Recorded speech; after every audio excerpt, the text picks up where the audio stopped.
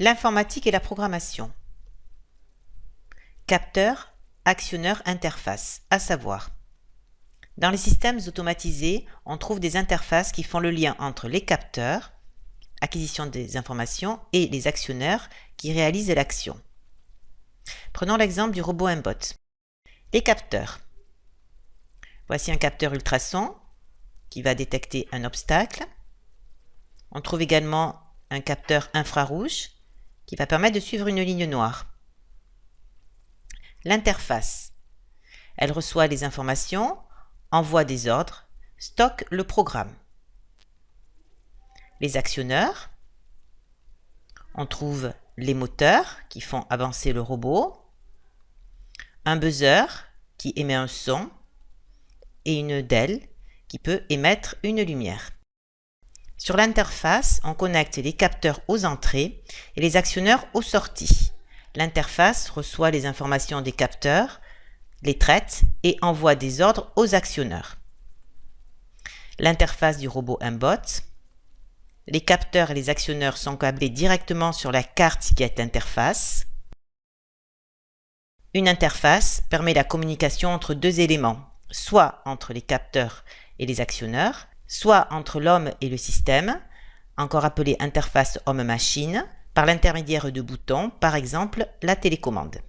À savoir faire. Connaître et identifier des capteurs. Les capteurs captent des informations et les transmettent à l'interface qui va les traiter.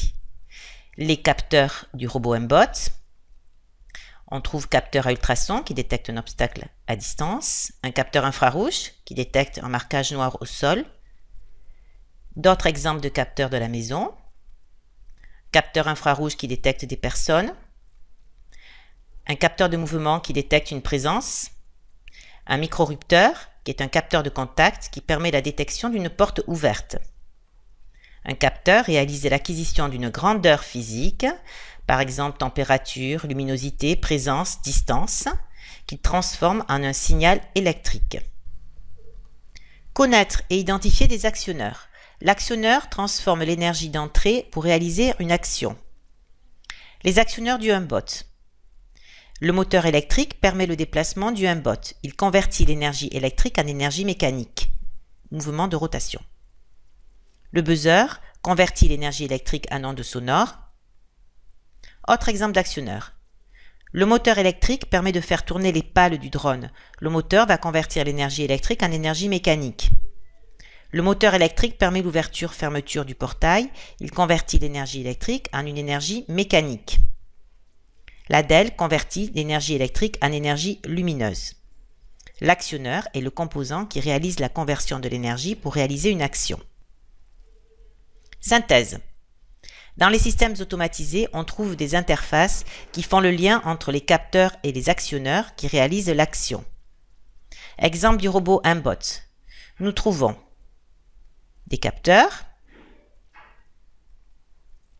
une interface, les capteurs envoient des informations à l'interface, nous trouvons des actionneurs, l'interface envoie des ordres à l'actionneur. À retenir. Un capteur permet d'acquérir des informations qui sont ensuite traitées par une interface programmable pour piloter un actionneur qui réalise l'action à partir de l'énergie qu'il reçoit.